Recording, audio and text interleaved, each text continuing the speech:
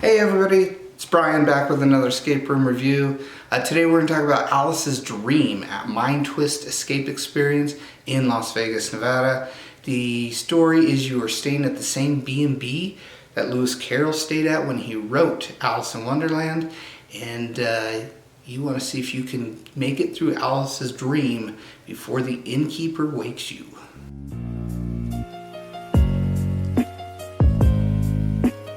Alright, Mind Twist Escape Experience is at a mall in Las Vegas, I think Las Vegas Fashion Mall. So easy enough to find the building, obviously abundant parking. I think they say parking green, so double check that because that can be a little tricky where to actually park beneath the mall there. And the other thing I'm going to warn you about is the mall itself closes at 8, but Mind Twist stays open later. We had booked 2 rooms and then had an hour for lunch and then, or for dinner, excuse me, and then 2 more rooms.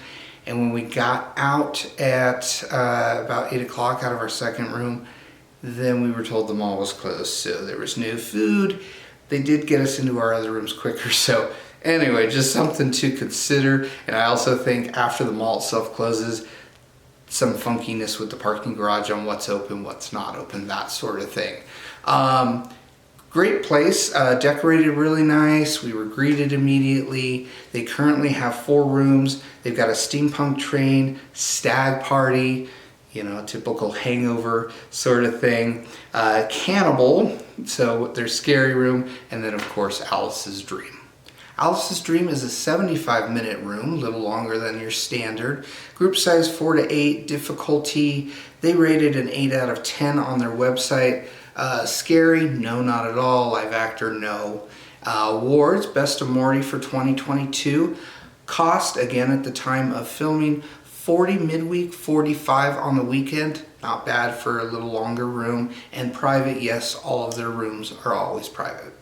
The set in Alice's Dream was pretty impressive. You do move through a lot of different spaces, each themed a little differently, but all, of course, in the Alice in Wonderland world. The bedroom you start in where you're sleeping at the B&B is lots of clocks on the walls. You instantly get into the theming. You see the rabbit hole that you're going to go down. I will say as you move through the different spaces, pay attention to the little details. Little mouse hole in one of the spaces. Look at it, pretty cool. I was impressed with this. All right, let's talk about the puzzles. I think this is where this room really shined. Lots of riddles, huge fan of riddles, but it wasn't anything over the top that somebody says, oh, we struggle with riddles. There were a variety, it was multiple choice riddles, how's that? There were a variety of choices to choose from. You are gonna get the correct answer. You know, we would answer it before we looked for it, but that was the fun for us. But lots of riddles, which I thoroughly enjoyed. Couple cool things I'd never ever seen before, and again, I've said it before, I like to have at least one moment in the room where I say, oh, that was clever.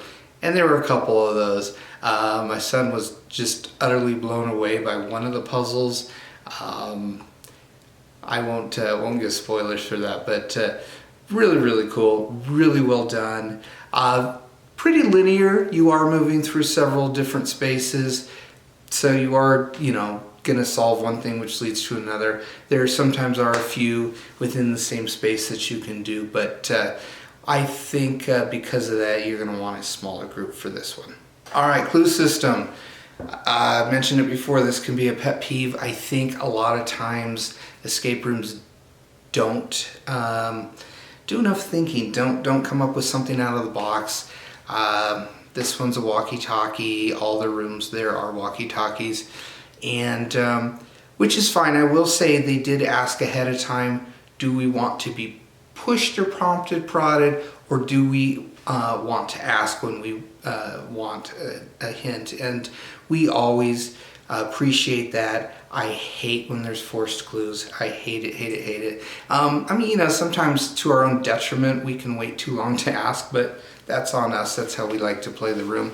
If we can escape with 0 hints, that is preferred. So walkie-talkie, like I say, didn't like that. And then the other thing along with the clue system is how they let you know how much time's left. They usually kind of go hand in hand. In this one, I think they missed the mark a little bit. Every 15 minutes, the GM would chime in with, you have 45 minutes left, you have 30 minutes left, etc. It definitely broke the immersion for me, and I think they missed a golden opportunity. Instead, they could have had a pre-recorded White Rabbit with, I'm late for a very important date. You have 45 minutes left. Something like that. I mean, very simple theming that could have gone into it that would have helped. Still, overall, love the room. You know, this is a slight detraction, but is what it is. That's what you're going to get in most rooms. All right, guys, couple quick final thoughts. Group size, we played it with 3. I honestly would recommend no more than 5. I think 3 to 4 is the sweet spot, but 3 to 5 is doable. It says up to 8, but some of the spaces are pretty small, and again, it was fairly linear, so there would be times when people wouldn't have much to do. So that's my recommendation on the group size.